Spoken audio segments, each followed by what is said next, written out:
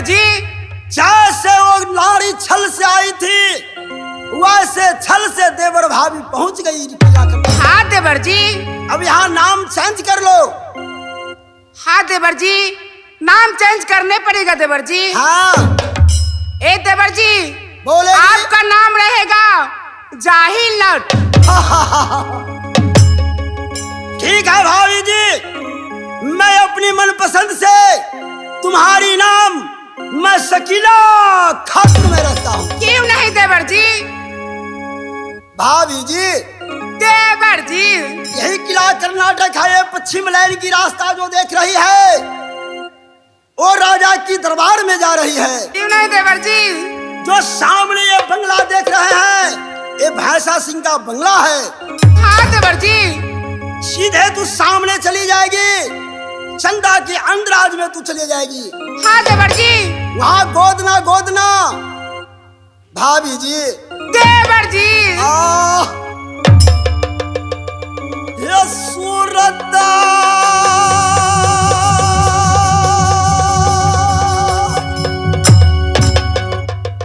न भूलना मेरा बबुआ गया।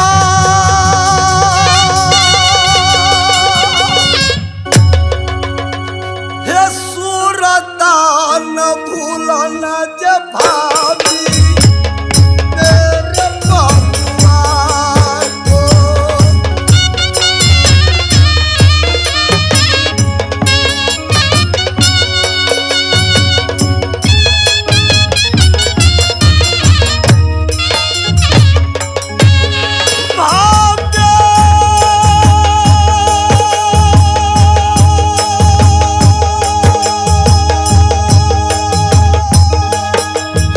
क्यों नहीं देवर जी?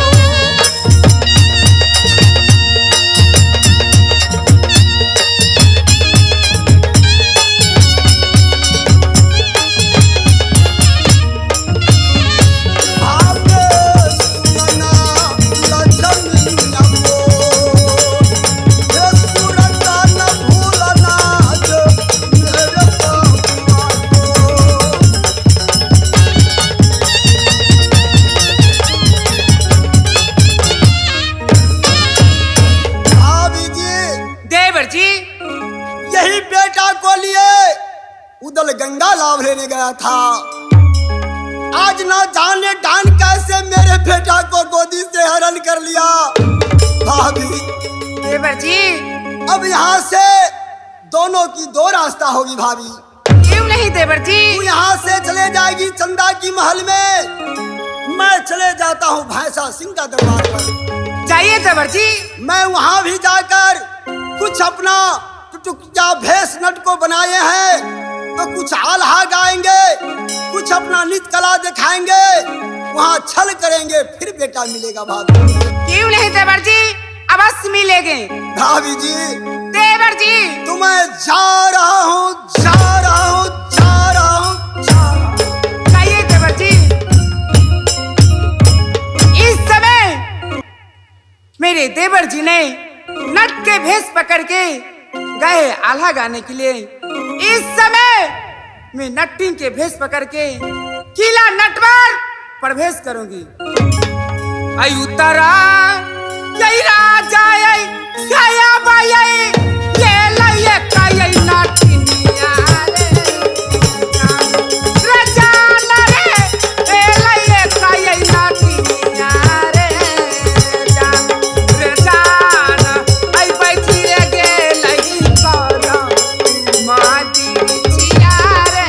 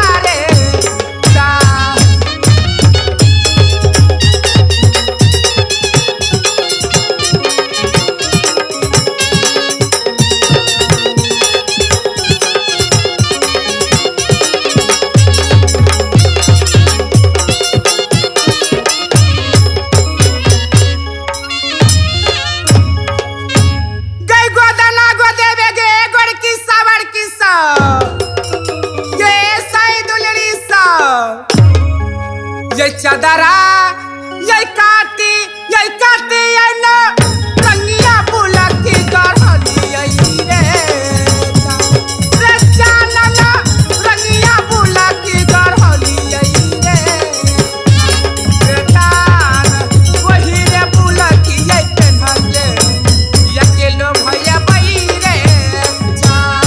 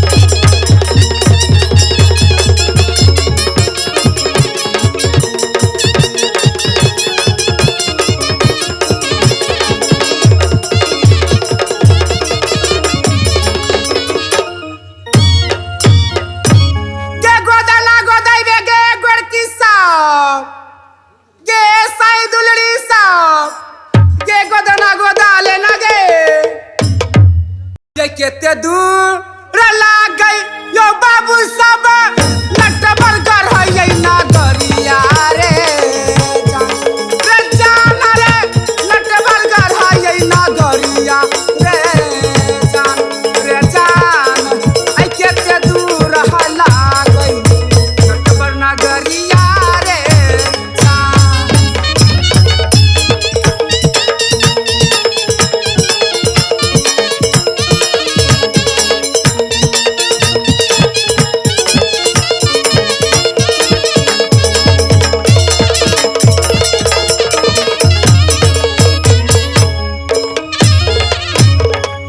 चलता चलता रे दैबा पैया मोरा ये पिलय लई रे अरे चला पैया मोरा ये पिलय लई रे जान आई के दूर हला गई नटबर नगरिया रे जान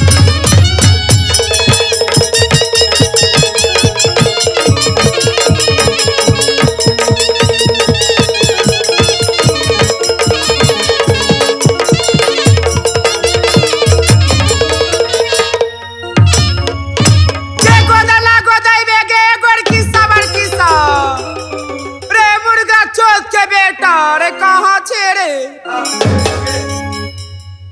रे घर वाली हो कि ना हो घर वाली है मजाक कर ला बच्चे वही रे जल्दी बोला के ला गोदना वाली छिए गोदना रे दो जल्दी बोला के ला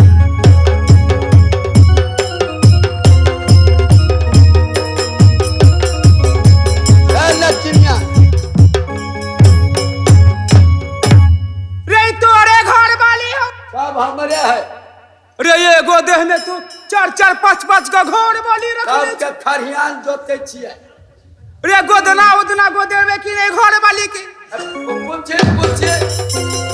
पूछे रे घर वाली के नाम की हो पूछे ले घर मालिक के नाम की हो गे गोरखी एक का नाम है गोरखी अरे एक का नाम की है सुंदरी के एक का नाम है पतर सुटकी रे तो पौड़ी नाम रख दीते ओकर नहीं ठीक पतर सुटकी रे ओकर की नाम हो कर ला भागा अरे ओकर की नाम हो आबाद है अरे ई बता हाँ तू अकेला दे छे 4-4 5-5 गमौगी तोरा केना संभाल अल्लाह का हमरा कम मिले है घर में एके बे खेबो में तेज छे कमाऊ में तेज रे सब घर वाली तो तोरा बढ़िया से गुथ देतो आगो दबाई लिया गोदनमा आगो दबाई लिया गोदनमा आगो दबाई लिया गोदनमा गोदबाई लिया गोदनमा आगो दबाई लिया गोदनमा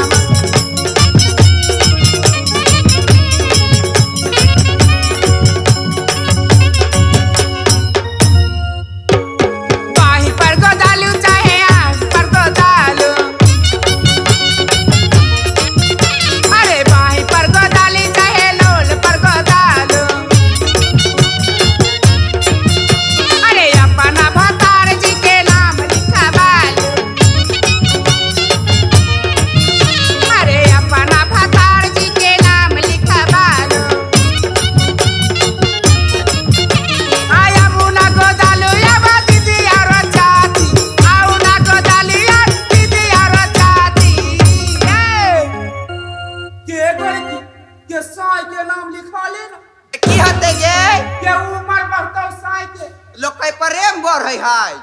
आवाना गोदालू अरे दीदी और चाची अगो दबाई लिया ना गोदाना अगो दबाई लिया ना गोदाना अगो दबाई लिया ना गोदाना अगो दबाई लिया ना गोदाना अगो दबाई लिया ना गोदाना अगो दबाई लिया ना गोदाना अगो दबाई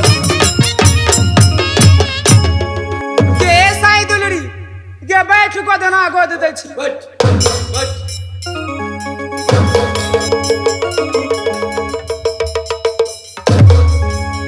बढ़िया से बोल रे दूध गाड़ के दे घर वाली सब रे कब ना सुइया को गोदना दूध ला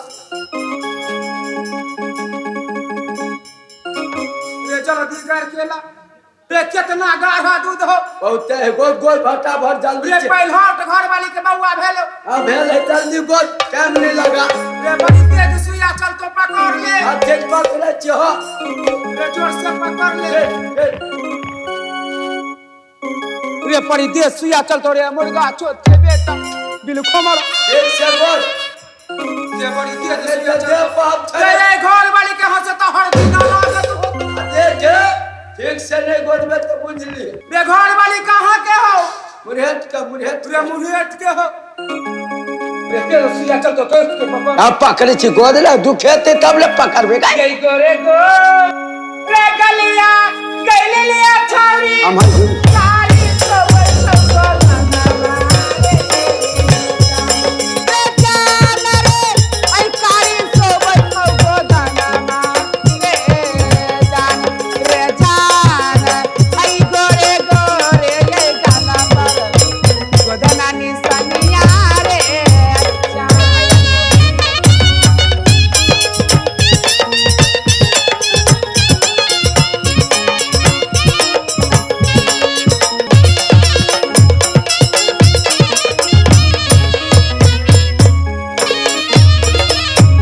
पैसा के करे के गोरे के फूटी फूटी तोरा जय तौरे जान रे फूटी फूटी तोरा जय तौरे जान अरे गोदाना रे निशानी ये तौ संगवा रे जान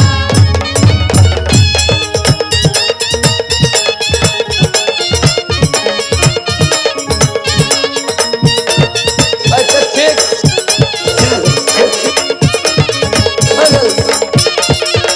जल्दी जल्दी गोद फूट के बा सोना के चांदी के बरसी के टूटी फूटी तोरा गए तौरे चला रे जान रे टूटी फूटी तोरा गए तौरे जान आई गोदाना रे निशानी से तौ संगवा रे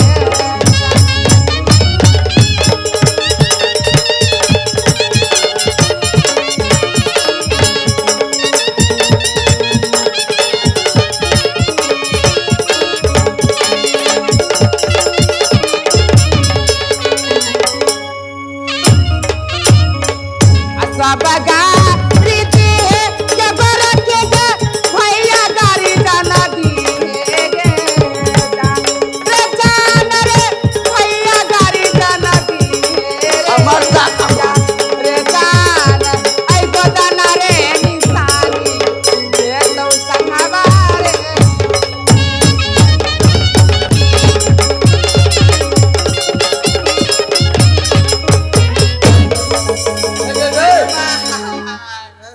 कतियो है यो बार दुखाया यो ए गए लड़कियां गए रे की भेलो रे मुर्गा चोत के बेटा जहां सुइया करल हिया से दुखाई है धारे जल्दी झगड़ा नहीं अब बाप रे बाप रे सुइया के बिक त करी मनी त दुखाई बे कर धार धार धार झाड़ ना गए नटिनिया गए रे ला झाड़ दै छी ए धार ए धीरे चले सुइया के मेरे तरफ से एक ले छु रे झाड़ दलियो सुइया के तेरा धार दुखाई के है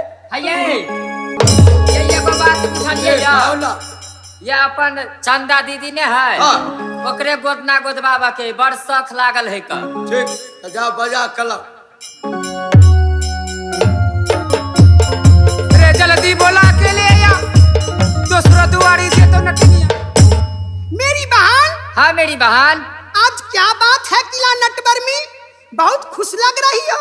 बहन यही कारण है, एक जात के नटीन आई है अपनी महल में। क्या किला नटवर में नट्टिन आई है? हाँ मेरी बहन। क्या दीदी गई दीदी कैसा नट्टिन कहता, एक नट्टिन हम अपने क्यों नहीं बहन? ये देखा भाई सुरातिया के बहिना हे सनातनी। क्यों नहीं बहन?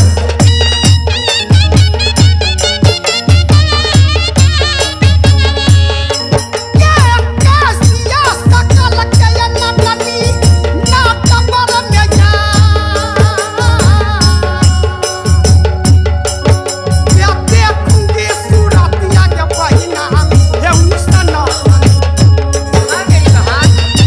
चलो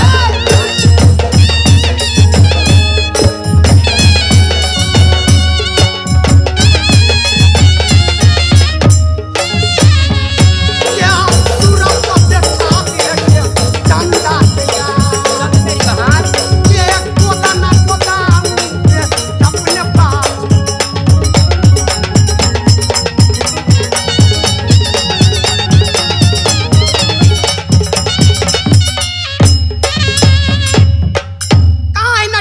देखो मेरी बहन, या सामने देखो ही जात के नट। साइड हो जाएगी। ए नट्टी, क्या है राजकुमारी? ये बताओ तू असली नट्टी है या नकली नट्टी? ए राजकुमारी, क्या असल नकली भी होती है? अरे असली नट्टी तो होती है, तू नकली नट्टी तो नहीं हो। ए राजकुमारी, मैं असली नटीन हूँ। अच्छा ये बताओ तू गोदना उदना जानती हो? ए राजकुमारी, मैं जात के नटिनिया हूँ। मैं गोदना उंदो तो अच्छा से जानती हूँ। आपको क्या गोदवाना है राजकुमारी? नट्टी लोग तो 12-12 को बच्चे पैदा करती है, तुझे बच्चा है? ए राजकुमारी, मेरा बच्चा तो 11 गो है, एक पेट में है। तो सारे 11 को, अरे होशियार हो। एक उसको पेट में है जो आधे गनते हो ना। हाँ आधा है। अरे उसे कोई गारंटी नहीं है इसलिए ना। इसका कोई गारंटी है राजकुमारी? ए नट्टी, जिस दिनों से मैं एक परदेसी को लाई हूँ, उस परदेसी से मैं बहुत प्यार करती हूँ। ए राजकुमारी, परदेसी के जरा नाम बोलिए राजकुमारी। अरे देखो नट्टी, मुझे शादी नहीं हुई है लेकिन प्यार करती हूँ। उस परदेसी का नाम है इंद्रजीत। ए भाई, हाँ मेरी बहन। ये नट्टिन चौकई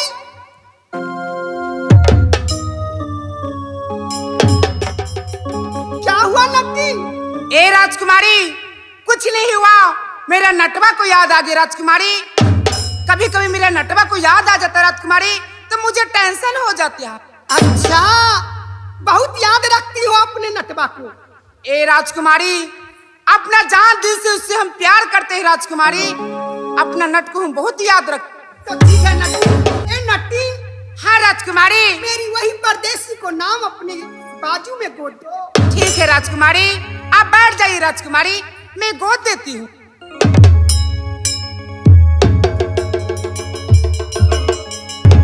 रे गो रे गलिया गैले लिया छोड़ी मारी सो कोई हमको दाना मारे रे दाना रे आई कारी सो कोई हमको दाना मारे दाना रे गोरे गोरे गाना नानी सनिया रे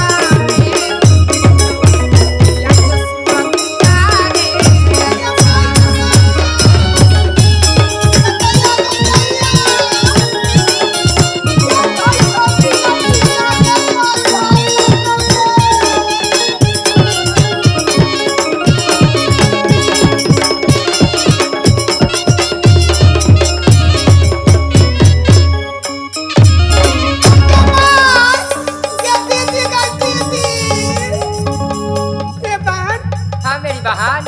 ए नट्टी, कौन सी सुइया से तू गोदना गोदी हो? सुइया की लहर बहुत आती है के माई के माई। ए राजकुमारी, गोदना गोदी है, थोड़ा बहुत हल्का हल्का बिक तो होबे करेगा राजकुमारी। नहीं नट्टी, सुइया की लहर बहुत आती है, ये कैसे ठीक होगा? ए राजकुमारी, पहले मेरे साथ आप वचन बनाइए राजकुमारी, इसके बाद मैं सुइया की बिक झाड़ दूंगी राजकुमारी। क्या तुम्हारी साथ में वचन बनाऊं? हाँ राजकुमारी। तू एक जात की छोटी जात की नट बक्खो हो, गामे गामे घूमने वाली, डेरा टिकाने वाली। मैं एक छतरी की बेटी हूँ। तुम और हम में क्या वचन है? तू जो मांगोगे तुम्हें मजदूरी जरूर मिलेगा। ए राजकुमारी, पहले तो वचन बनाइए राजकुमारी, इसके बाद मैं मांग लूंगी राजकुमारी। जमाई जमाई। ठीक है नट्टी, मैं वचन देती हूँ, एक साथ ब्रह्मा विष्णु साथ जो नट्टिन की बात नहीं करेगी 80 कुंट नरक में गिरेगी। ठीक है राजकुमारी, लाओ मैं सुई की बिक झाड़ देती हूँ। ए जामा कलकत्ते वाली, तेरे वचन जाले खली, अगर जाए खाली तो कुर्ते गले। ए राजकुमारी, क्या मैं मांग सकती हूँ? क्यों नहीं, तू अपनी मजदूरी मांग सकती हो नट्टी। ए राजकुमारी, इकेला नटवर में मैं क्या देख रही हूँ? 101 पिंजरा टांगा हुआ है, जो 100 पिंजरा सोने के है, एक पिंजरा लोहे के है। ए राजकुमारी, मुझे लोहे के पिंजरा चाहिए राजकुमारी। ए नट्टी, तू बोलते बोलते क्या बोल गई? तूने सही कहा, मेरे पास 101 पिंजरा है। 101 पिंजरा है तोते की, 100 पिंजरा है सोने की, और 1 है लोहे की। तुम्हें लोहे का पिंजरा चाहिए क्या? ए राजकुमारी, मुझे सोने की पिंजरा नहीं चाहिए, क्योंकि मैं यहाँ से अपना घर जाएंगे दरभंगा, वहाँ से मेरे सोने की पिंजरा गुंडा बदमाश छीन लेगा। इस द्वारा राजकुमारी, मुझे लोहे के पिंजरा चाहिए राजकुमारी। ठीक है, मैं तो वचन हार चुकी हूँ, तुम्हें अभी पिंजरा लाकर देती हूँ। जल्दी करिए राजकुमारी, जल्दी करिए।